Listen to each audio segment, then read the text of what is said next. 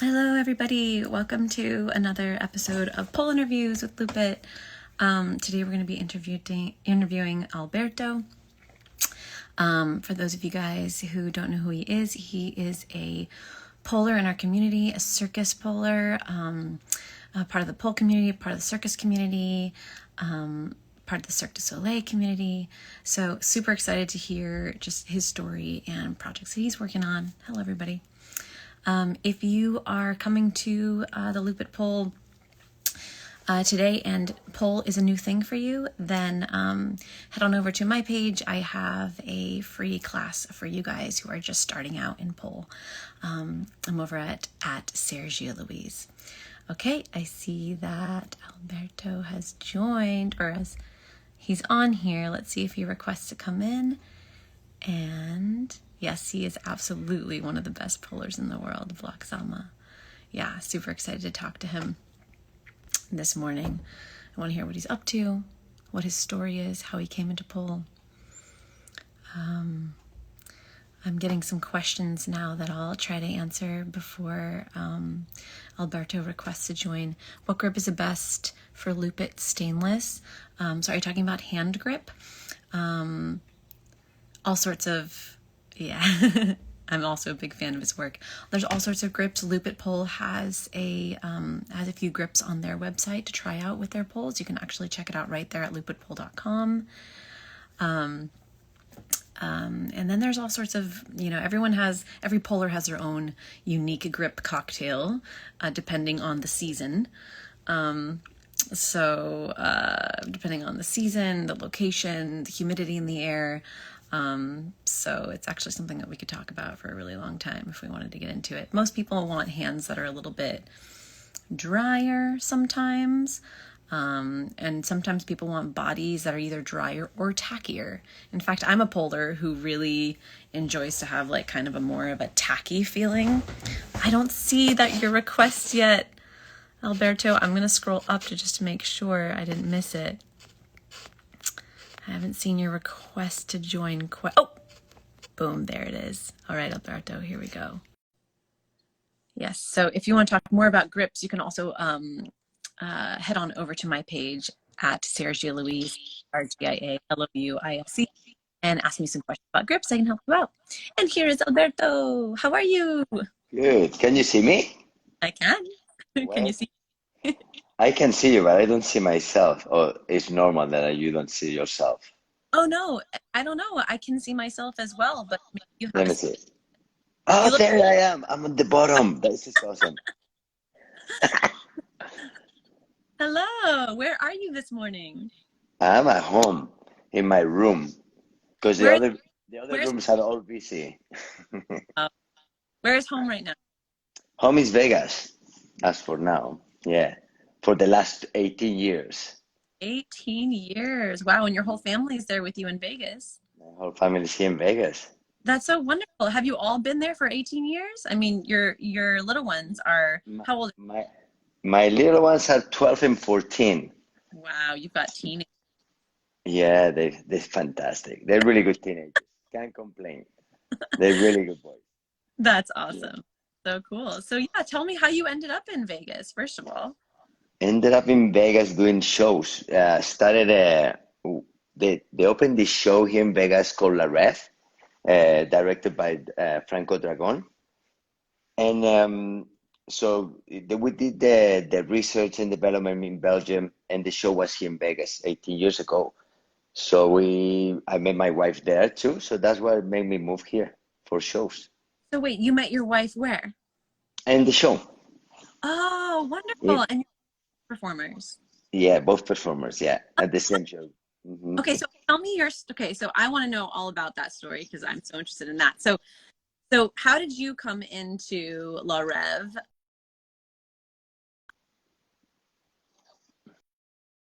Oh, hello. Sorry for a second. So how did you come into La Rev? Like, what was that whole process, and what were you doing before that? And then how did you meet your wife in the circus? Okay, so started everything. I was a gymnast, yeah. So from gymnastics at age of 19, I was really injured, and one of my coach said, why you don't try this a show? They looking for a gymnast. Why you don't try that for a couple of months and see if after you get better and you come back. And I did like 3 months in Mallorca for a show, little show in Mallorca. And I tried the 3 months and I said, I never come back to gymnastics. I said, this is a lot of fun. There's no one, like the difference between shows and competing. It was like so clear for me. I never was a good competitor. I don't like to compete with people. I'm a person like I like to share. I like to enjoy people, and competition is really mean. Even your friends, sometimes they want to be against you, they want to beat you. It's really mean. I didn't like it competing. So when I realized on shows, all they want is enjoy you. They don't want to, no one is sitting there and saying, let's see what you do. They just sitting there enjoying what you do. So I did that for 3 months. I said, never go back to competitions, to gymnastics. That's it. I'm doing shows.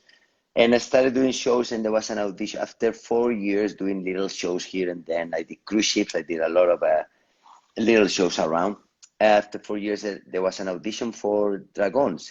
Dragon is a huge director. He directs most of the old style Cirque du Soleil shows. So he did his own company, and he was looking for acrobats. So I did the audition. I passed it, and we did decoration for La Ref in Belgium, and that's where I met my wife in Belgium. We did like 4 months in Belgium to create the show, to research and development most of the acts. And later we came here to Vegas in December 29th, I think it was, 2004, long time ago that was. And we came to Vegas, and that's when we created most of the acts too. So we finished the show and opened in May 6th. Yeah, so that's what made me move here. And was your wife also a gymnast coming into work in the shows? She was a gymnast until she was 17, and she did because she's Canadian, so they have amazing circus there. So she finished gymnastics and started to do circus school in Quebec. The one in Montreal is the École Nationale de Cirque, is one of the most famous, and Quebec has another one that is so good. By that time, if you go to Quebec, there's a circus school there, and it's like in a cathedral. It's so beautiful. And that's where, when she started, there was no cathedral. It was like a little place, really small circus, and now grow to what it is, So she started there, and she was doing trapeze and cradle. Cradle is when the guy throws the girl and just starts doing flips. And she moved to Vegas, I think it was like 1998. She was 1998. She moved to Vegas she did the Cirque du Soleil here in Vegas, and she did that for 3 years. Later, she did her own act with 2 other friends, and they hired her at La Ref for her act with the 2 girls, with the other 2 friends. Okay. Mm-hmm. Acrobatic act with the 3 girls? Yeah, it was like do you watch La Ref when you were here? Have you watched it? You got the opportunity to see it? No, I haven't. So it's at the end of the show, it has like a big globe. It looks like a ball, like a Christmas ball, and they do it's kind of like a sarso, like a huge sarso, I would say, and there's and they hang like the 3 girls, and they pass it one to the other. It's acrobatic. It's really beautiful. Cool. Yeah. Mm-hmm. And when did you guys, when did you guys decide to start your family? And you were both in Vegas at the time. We were in Vegas. We met up in Belgium and already clicked, when you have we get yes, I know it sounds really cliche and all that, but we get so well. Me and my wife, we're best friends. We love each other. From day one, we barely argue. We know what bothers each other. We don't try to talk to each other, We know how both we are, and so we clicked from day one. And after we moved to Vegas, and I think was 2007, or even before, we wanted to have a family. I'm not a big fan of getting married. My wife neither. We don't believe in marriage that much. You know, it's like if I'm happy with you, so we decided to like we want to do a family. You know, so yes, we wanted to have a kid, and Alex showed up like 9 months later, and that's how we started. Yeah, it's like we were so happy with each other. So like, let's start a family, and we start a family. And your kids are into circus and stunts as well, right? What is that like having a family of circus artists? Some people was like, did they choose to be in the circus? Did they choose to be and it's like, it's all the choices. But at the end of the day, when you grow up with my wife hanging, I have a brick outside. I have a Chinese pole outside in my backyard. So when you grow up seeing that flipping, their friends come here and flip. So at the end of the day, I was like, maybe they did not have a choice. It's like, they just grew up with it, you know. It's like they did have a choice because they were playing. We always in the pool since they were kids, like we throw them doing flips, you know.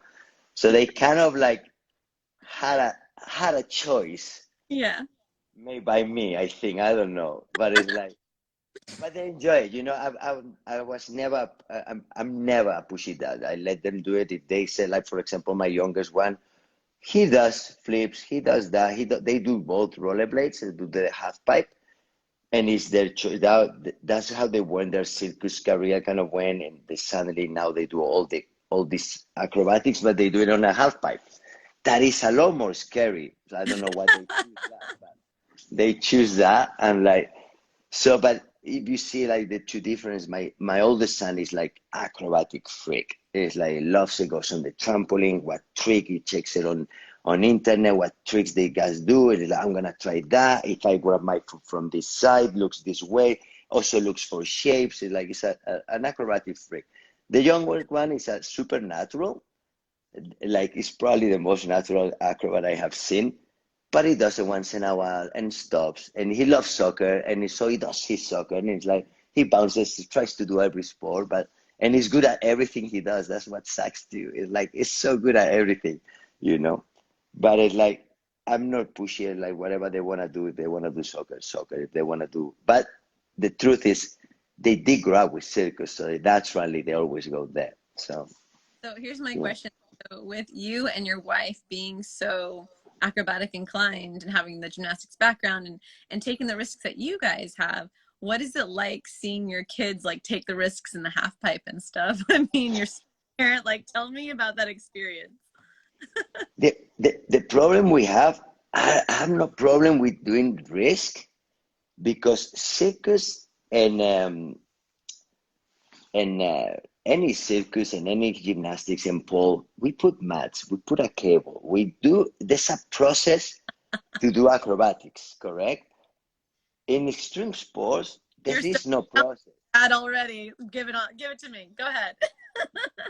So there is no process in extreme sports. It's like I'm gonna try this, and it's like okay, we put a mat. It's like no, why were you gonna put a mat? It's like it is concrete.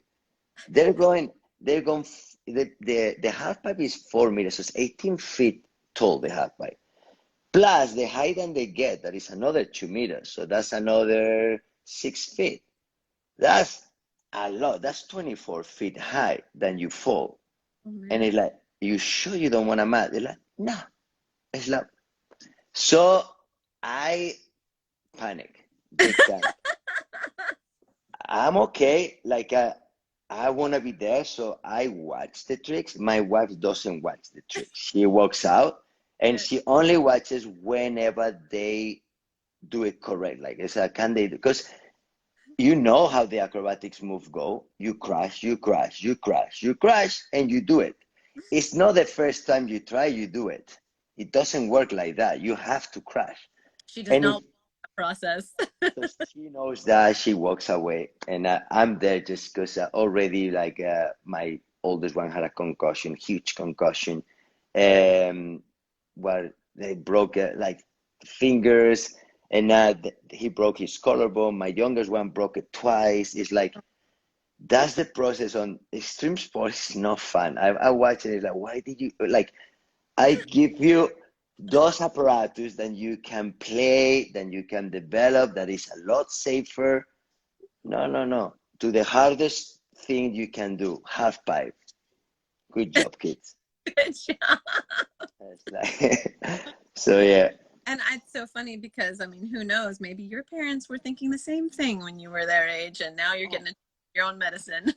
100%, 100%. But I still think it's like what I did, even then we take a risk. We have a process. So we got hurt, of course, there's accidents, but there's a process. Then, okay, you do it with a coach first, and helps you to develop the muscle memory.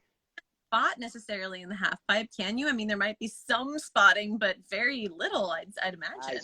I spot, and I go with the huge rollerblades. They land on my foot, so I nearly broke my toes. So I'm a big spotter. They love it, and they're so good, and they both trust me so much. Then, and now I have that responsibility. They go, Dad, you think I can do it? And I'm like, how am I taking that responsibility? If I say yes and it crashes, that's my responsibility.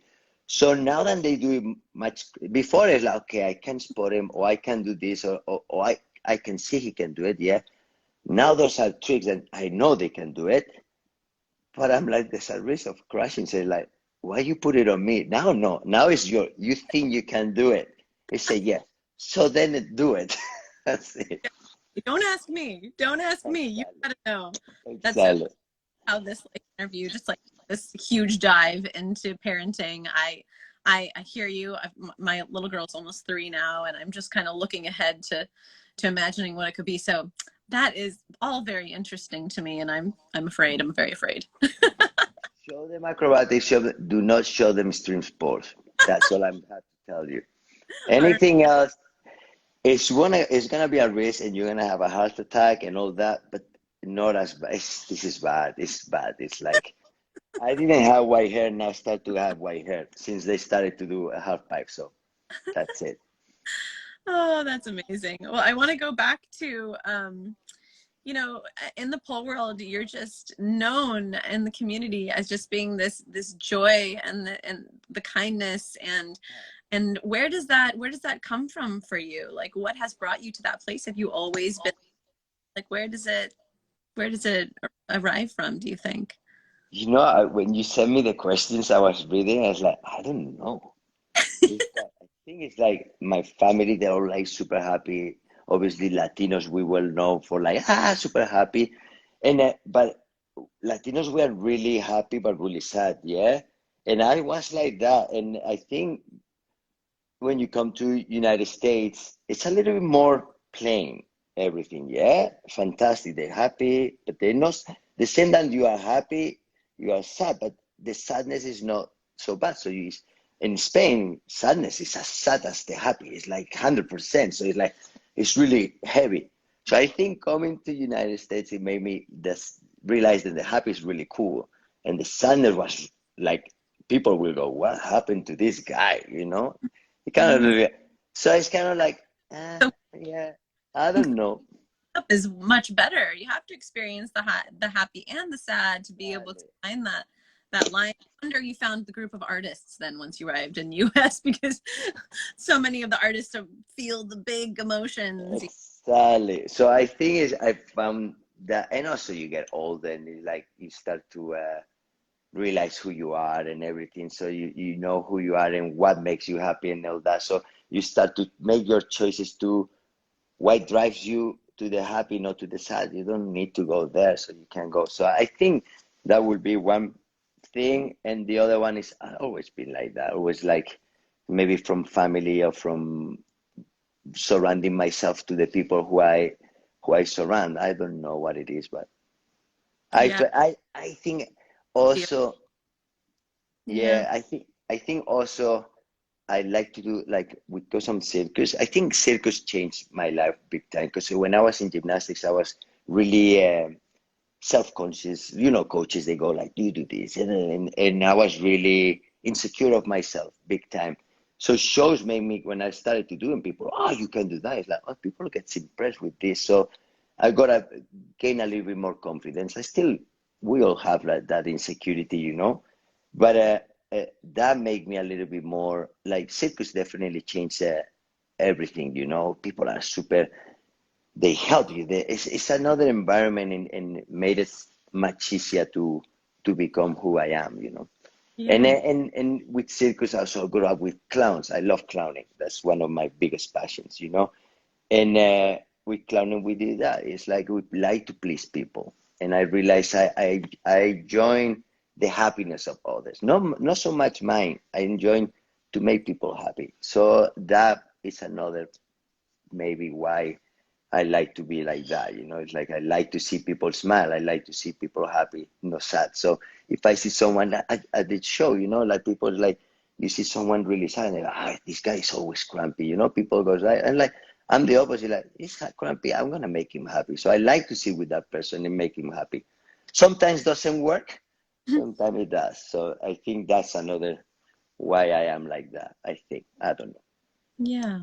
Mhm. And tell me what was your, you came from the circus community and eventually you became such a huge part and beloved part of the pole community. Tell me about those two worlds and how they interact and how it has been for you to be in both worlds and how you found pole in the first place. Um, yeah, Okay, crossing over. yeah. I was like when I started circus in England. Well, first, I was independent. I started. We didn't have that many videos. Also, that I'm talking about 99, 2000. So there was no video so you can check. So it was more exploring myself. So I don't know how to do this. So I went to England and I started circus school there. Yeah, in a place, and I loved it. And one of my disciplines was straps and Chinese pole. And I love Chinese pole. Chinese pole was my biggest passion there. But at that time, I think was when Chinese pole was starting to go down. It was really big, Mm-hmm. and kind of people started to go. Every discipline that does that. They get big, people see it, they put it everywhere, and people gets bored about it because now they've seen it too much, and it disappears, and it comes back because now it's back. Chinese pole is every show, yeah. I think actually pole dance brought Chinese pole back in Mm-hmm. circus, you know, because it's so big. Pole dance, then it's circus. They're like, well, we're gonna bring Chinese pole again, and it kind of went back up. So Chinese pole was my biggest passion, in I think on circus. Uh, and it died, and I said, well, the straps was big, so I did straps, and as good circus, we do whatever they pay you, and you do everything. That's what we do, you know.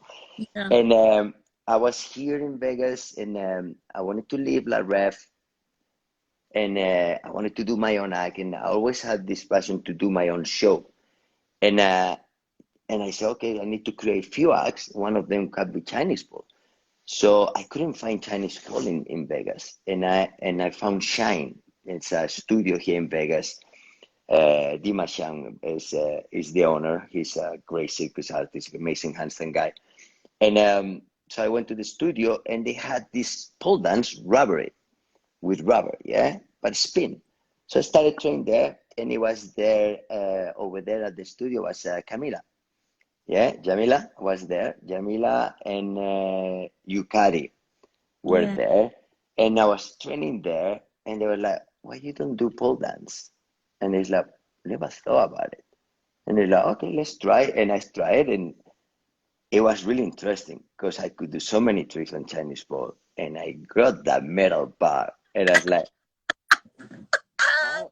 And Jamila is going there, beautiful legs like that, and the climb, and I'm like, "Ah!"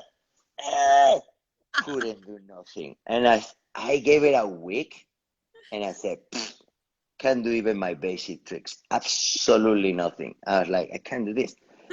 And Jamila said, Jamila was the I think it was Pole Expo. Yes, in 6 months there's Pole Expo, and they're looking for participants. Do you wanna apply? I'm like, how am I gonna apply if I can't even climb the pole? And I said, okay, you just have to send in. You have like 3 weeks to send a video, and see if they get you. And I said, okay. And they're like, do you have to send the whole act? The whole for me, for us, we call it act. Yeah, this is the routine, but we call it act. So for me, it's like, I have to do the whole act. And they're like, no, you don't have to. You just send, I think it says 1 minute and a half. It's like, okay, 1 minute and a half. try. Like, you know what you're doing, okay? I scrambled 1 minute and a half. You're a Obviously, I'm performer. You can make it happen. styling. I make it happen. You know how it works. So like, I'll make it happen.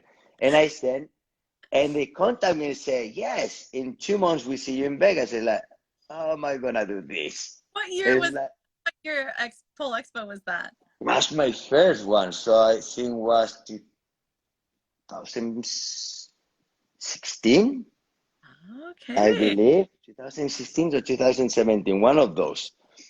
And I was like, I have 2 months to do both. So I got into it and I enjoyed it because it was a challenge, yeah? Yeah, yeah. Suddenly it becomes a challenge.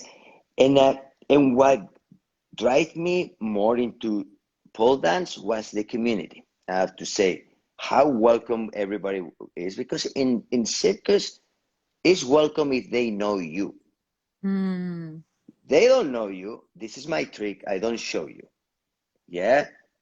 Not everybody. I think it's changing. If you're watching the new generation, the kids, they're sharing a lot on you on internet, on Instagram.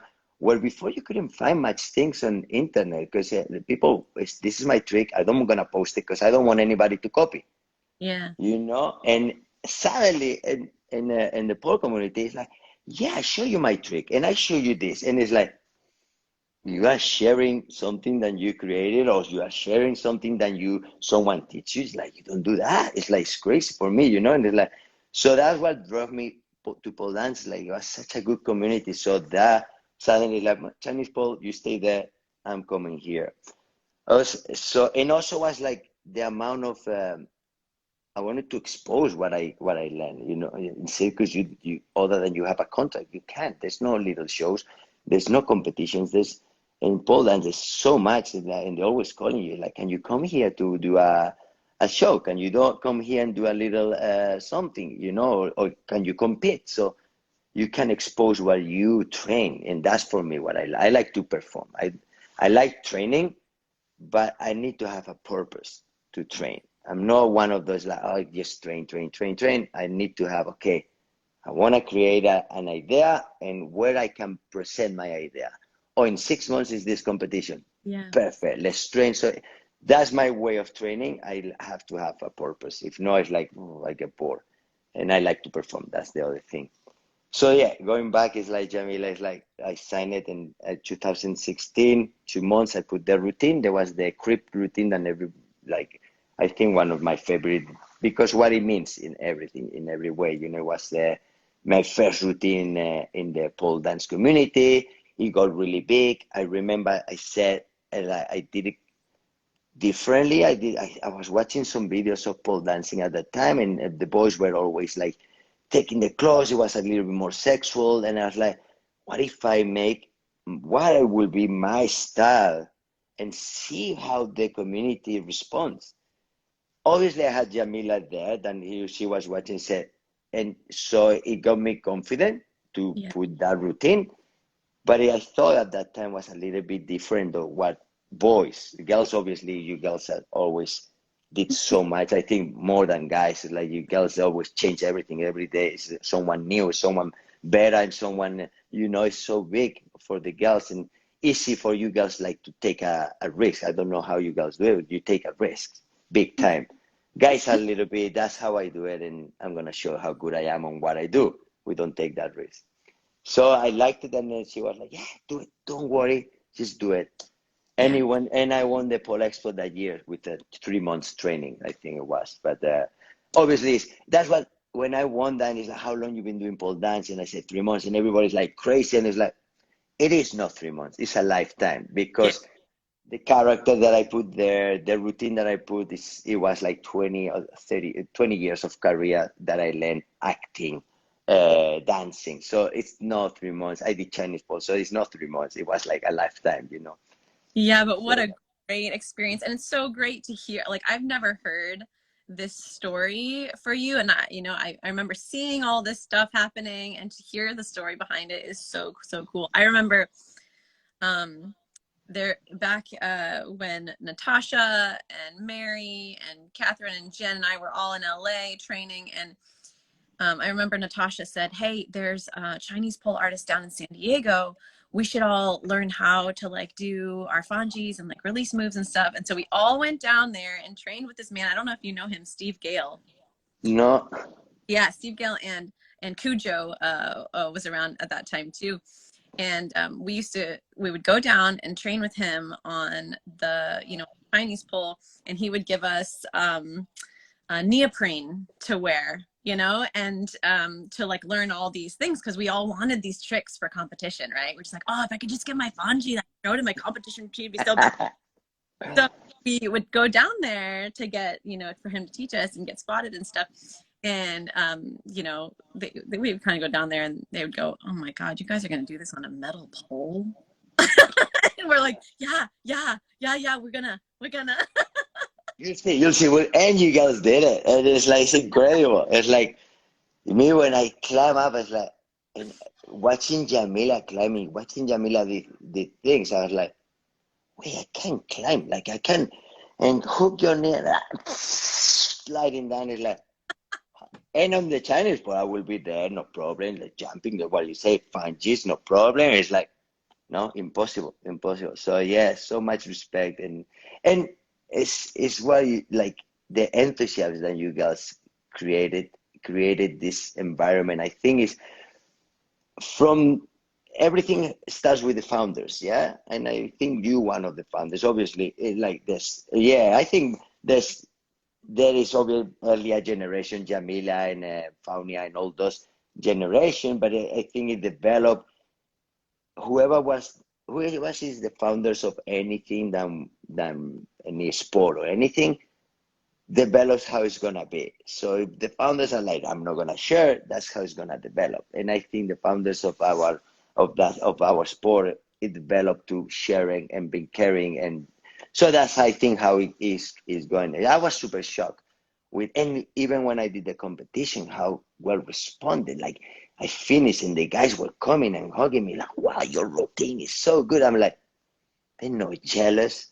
They asked me, can I go tomorrow and train with you? I was going, I think I went skiing or I don't know what. And so the next day I was going with my kids and my family. We were going to, I think it was Brian Head. We went to Brian Head. So I couldn't, they normally do, you know, they do the training after. That's my favorite part. Day of the whole pole expo is the jam, baby. It's a jam. And I missed it, and I saw videos, and I was like, and the second year I did it, and I was like, how did I miss this the first year? And like, this is so much fun because you see the community, and that's when you realize how is the community. Yeah. And that jam is when the year after, even that year grow, you know, and I did other competitions. That second year that I did the pole jam, that's how I realized how is this community. You realize it. It's incredible. So beautiful. You know, I think it's, you know, but I think it's a lot when you're talking about like the pioneers of bringing that community together, and you're saying like how those people create the culture. You know, I feel like there were so many, I mean, for like, I can only speak to my personal experience, but in relation to yours, the world that I was coming from was just purely dance and purely acting and performance. And there was so much like cutthroat. There was so much competitiveness in that world. And I think, you know, you and I both kind of came into pole, not like, you know, not as 20-year-olds, you know, we came in a little bit later in our lives. And by the time I got to pole, my experience was similar. I just kind of went, oh my God, these girls don't want to push me down the stairs. Like these girls want to freaking hang out and we can all spot each other and we can train for competition together and then compete against each other and help each other with our routines. Like and this. how amazing is that? Yeah, and how amazing is like you watch someone that you adore, like you like I watch you guys like they do. For me, you guys do things that better than the guys, 100%. And much, and I watch it, and they come to me and it's like, can you teach me? Like, what do you mean? Can I teach you? Can you teach me? Well, that's a beautiful thing. Everyone, these separate disciplines. There's so much I can learn from you, and there's so much you can learn from me because our, you know, everything, like you saying, everything we've done even prior to pole is influencing what we get to bring to the table. And what a beautiful culture of play that I never imagined could happen in my adult life, right? It's Yeah. only the kind of play that you feel like happens as a child, and then you get older and you think that that play is just not existent in the world anymore. And then, yeah, I found the pole community, I don't know, back in 2010 and 2011, and I just went, holy shit, like this is play. This is what play is. And we can play for the rest of our lives, you know, or as best as we can take care of our bodies to enjoy each other and play. So I just love hearing your story about coming from your past discipline into the Transfer. beautiful to hear it. Thank you. Yeah, so Yeah. cool. But it's funny because it also comes from the stereotypes. Yeah, we're talking about stereotypes and all that. You will think these guys with the heels, they come in like that, they look like divas. You're gonna go into their world, and it's gonna be, what else you doing, sweetheart? You know? And You're suddenly, scared of their on stage personas. You think you're going to ex attitude. exactly, they're gonna scratch you, and suddenly it's like it's the opposite. It's totally the opposite. They hug you, they say, please come and train with me, please. And you're like, what is this? It's like should be. So that tells you so much about how our first impression can be so wrong, you know. Oh And my I'm God. so glad I stepped into that world. It was fantastic, really good, great experience. Like walking around Pole Expo, and like, you know, friends and acquaintances that I knew from different parts of the world that I've never actually met in person, and you'd see them in the hallway and be like, oh my gosh, Miss Philly, I'm such a fan of you, and she'd turn around and be like, oh my God, I'm such a fan of you. Like it was just like immediately you're just like, ah, like so excited to meet each other in person. All the It's students such a, were such dorks, you know, we're like, oh my God, can I please take your class, you have an extra spot, you know. It's just so beautiful. It's just such a world of wonderful body nerds. yeah, yeah, totally, totally. And everybody wants to learn from each other. It's so good. They take in your class and like, are you taking like so many good. Like I don't consider myself. I'm good at doing 10 things, and those 10 things I do good. I don't have that many like range, you know. But Uh, tell the audience that's how we all feel. So just if you're confused and you think that we go out there and we're good, no, no, no.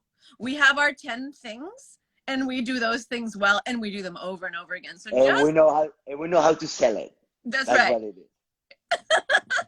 So now you know the secret, and that is how you Exactly. should. Exactly. It's like that. So it's like, but there's people who I think they have a lot more vocabulary than me, and they come and it's like, it's like, no, you can't learn from me. It's like, I need to learn from you. You have a lot more vocabulary than me. I have just 10 things. There's no more. I might transition differently and do something different, but it's 10 things. There's no more. I think that's how we all feel generally, you know, and it's just such and what I've also found is just so lovely is that most of the time polars want to take each other's classes and they want to be humbled and they want to do things outside of their comfort zone to like to stretch themselves.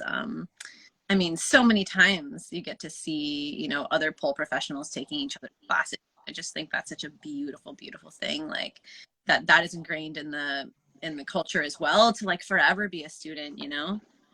And how many times they call you and they go like so many, like I had like so many like coming, it's like, can I take a private, like a private? Get all Like nervous. with me? And exactly, like it's like, no, no, no, no, no, no, no, no, no, no, no, no. Come and train with me. I'm not. You don't take a private with me. Like I'm not taking the money from a person who like probably knows more than me. It's like so. It's like super. It gets you like a bit like, oh no, no, no. Let's just train together.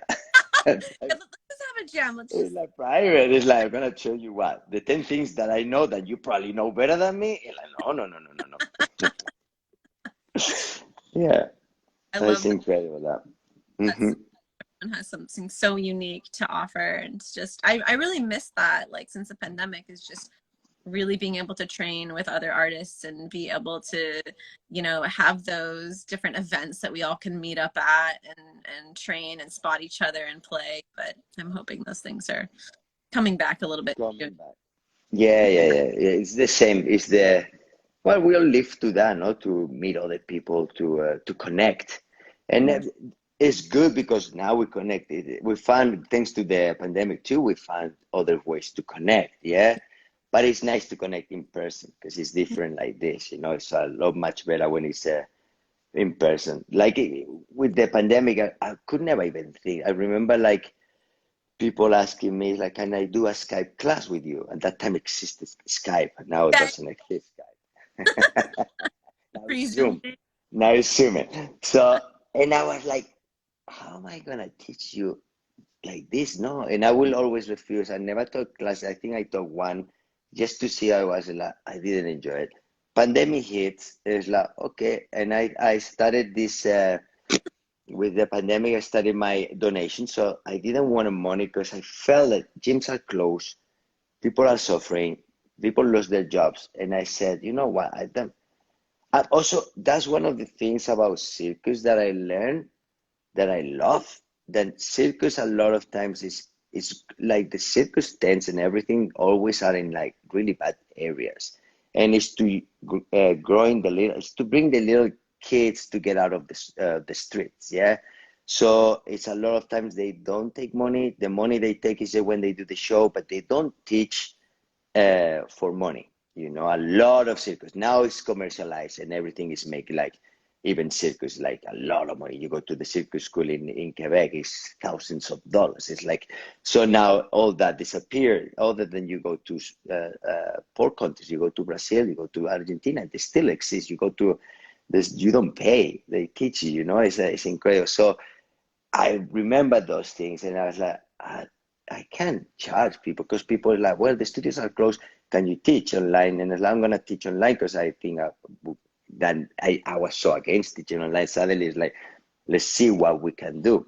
Yeah. And it's how it's funny I developed teaching online with a chair. So I found a spot. It's like just get a chair, you put it on the back, and that's how you bring your hips up. And so that will be me, but now imagine that's me, but that's a chair. So it's funny. But I did that like on like it was a donation. So if you have the money and you wanna pay, perfect. If you don't have the money, don't pay. It's fine. You know, it's like, and I enjoyed it because I got to connect with with people from Mexico, from Norway, from France, you know, and we created this community online that I will never see, like other than I travel to their countries. And now I'm teaching these people from online, you know, and it was so inside of like the bad thing that happened and with the pandemic, we found other ways to connect. I loved it. It was super fun, super fun. Yeah, it definitely pushed us to do so many more things than we had could imagine that were possible for sure. Yeah. Yeah. What are your curious about how are things returning to the circus now? Like what is it like as things start to get lively again with the circus stuff and with and you know and with your show? Yeah, everything's back to normal, I would say. Like I think some shows there, nothing worse. I think big productions were here in Vegas were dying, I would say. There were less people by before the pandemic. The pandemic hit.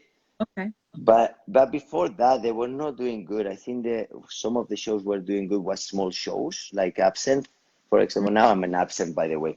So Great. I love that show because the the shows that people once they did there in Vegas. They do all these big productions, and like everything is a wave. Yeah, so people before was small shows. They wanted to see you perform. They didn't want to see the machine go up and down. They wanted to see you, how you perform, how the actor is, how the performer is.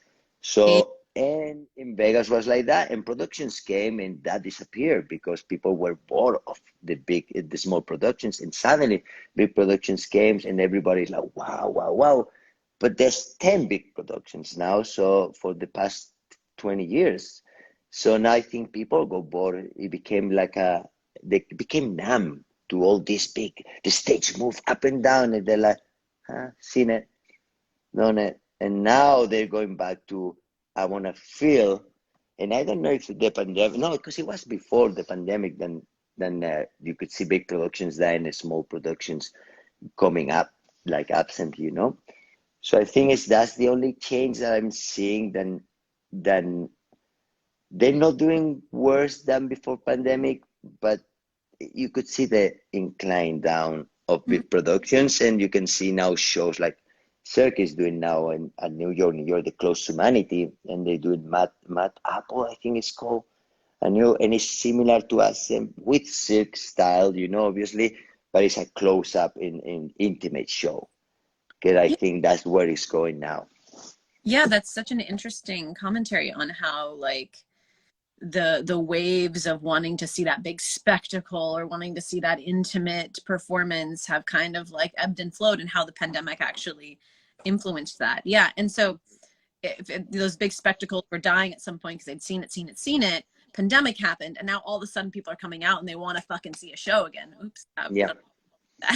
sorry, But sorry. but it's true. They want to see the shows. They're like, Uh, I thought, they want that like give it to me, yeah, I thought it Give it was gonna be. so long.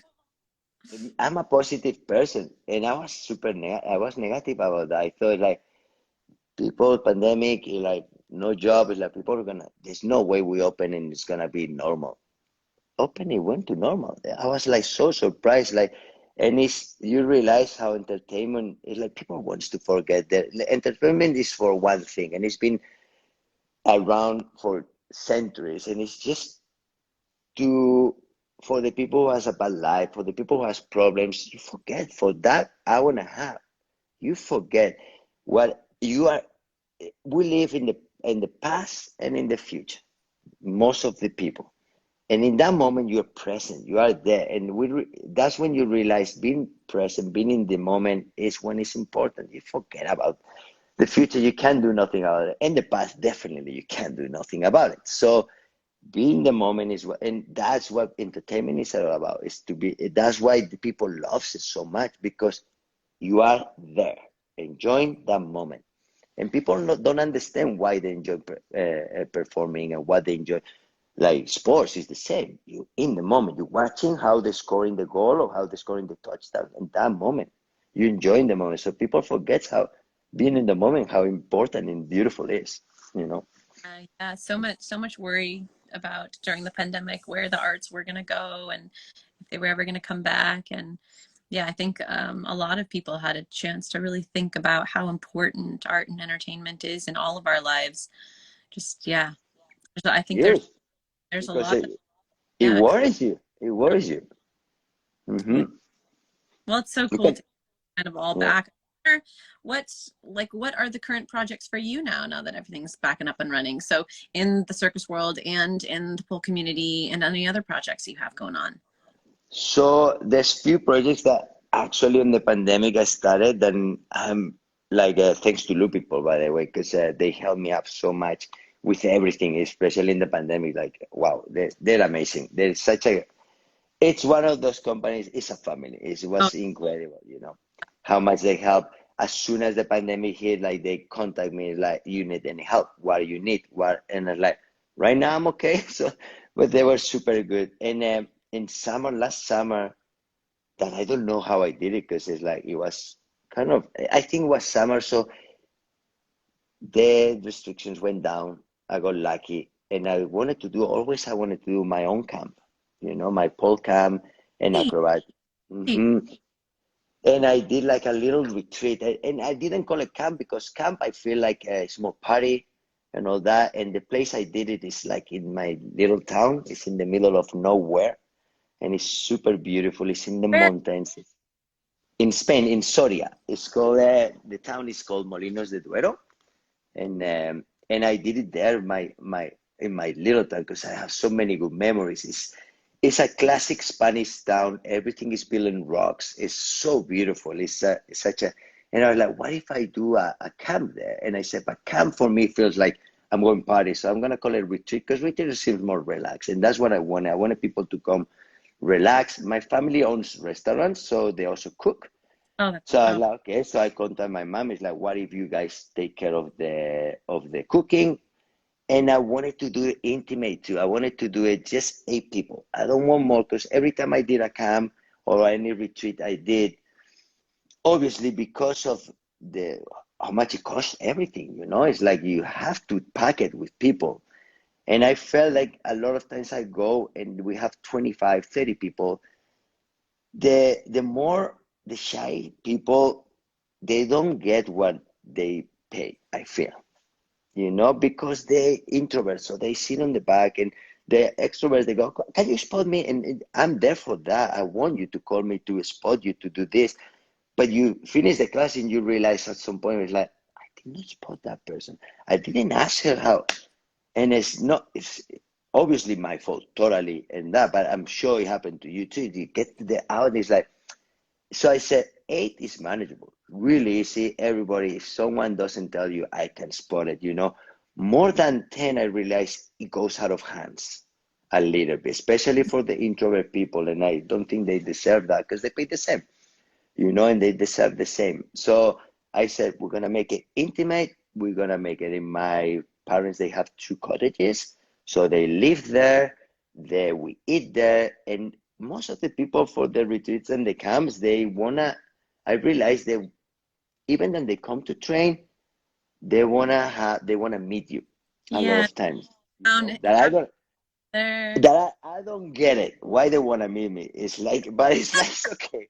If you wanna meet me, so I realize, like, they wanna talk and they wanna hear your stories and all that. And it's like, but it's true. It's like, for me, the same. When I go, I wanna hear your story. It is true. We wanna train, but and on my relaxation, I wanna know what's your story. That's the beauty too. So I made all that retreat really small. So it became family. My parents were cooking. My brother and my sister were serving. So, Oh, and I was there sitting on the table. The table was for 8 people. So we were sitting. My wife was there. My kids once in a while will show up. So it was really family. I wanted to make it really nothing that you come, you do this, like really ta ta ta ta. It's like this is the hour we train. If we go longer, we go longer. If you want to learn something, we learn whatever you want. And it went really relaxed. And I think for the comments, everybody did, they enjoyed it. So I saw something there, and it's like, I want to do this. So the LUPI'S helped me out with all the pole, all the equipment. It was incredible. They sent it to me. And they sent like 4 competition poles, tissue, hoop, it's like mattress. I'm like, oh my God, it's so amazing. They're incredible. So thanks to them, big shout out to them. And yes. so thanks to them happened that, because if not, I couldn't, and with the pandemic, couldn't have done it. 100% I couldn't have done it. So thanks to them, I did it. And I want to do it this year. But now I was like, with all the shows, is like, how am I doing? So I'm trying to get that month off to do another 2 weeks again. So I want to make it super small, just 2 weeks, so people enjoy. So I don't want to make it like big thing. And That, my future one for that one, when obviously with shows, I don't know how long I'm gonna do it. If it's for me, I'll do it until I die, because I love performing. But I want to do in the future, I want to do like a loopy pole retreat or whatever. But it's like invite. yeah. One of my ideas was to invite the ambassadors of loopy pole. So good. Well, this weekend is with Sergia. The next weekend is with Marlo. Like invite that and do one weekend with that person. So me and that person, me and that person. So that was one of the ideas actually for this summer, but because of the shows, and I've been training for different new shows, I didn't have time to plan it. I'm like, so I want to do it. So that's one of my biggest things that I want to do for the pole community. It will be that. As a personal thing too, is like, just keep performing. I love performing. So Yeah. any show that is there, I want to do it. So those are my future things that I want to do. Very, Yeah. very. Well, we'll make Hmm. sure everyone that's on here, make sure you follow Alberto on his Instagram, because I'm sure when that comes to fruition, it will all be posted there, right? Yeah. Yeah. Well, this Yeah, has been yeah. so wonderful. I think Instagram Live is probably going to cut us off in a few minutes. So I just wanted to wrap it up, but I just wanted to thank you so much for chatting. I swear I remember when Lupit asked me to do these series of interviews, and I was so excited I was like, you mean I just get to like talk to all my friends, all the other people? It's perfect. So I am grateful for Lupit Pole for supporting all of us, and bringing us all together, and grateful to you for taking the time to chat with me and for you and I to get to know each other a little bit better. It's just been so lovely, and I hope that you and I get to pole and play again soon out there. We will for sure. We will. Yeah, and they choose the perfect. I was saying, they say like they talk to you to do this. And like, what a perfect person to have the interview. Because with you, like when was that time and you were doing?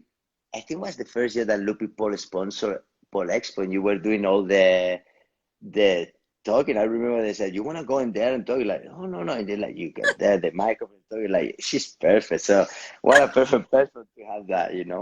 Because you make everybody feel super relaxed. The interviews doesn't feel like an interview. It feels like we're talking.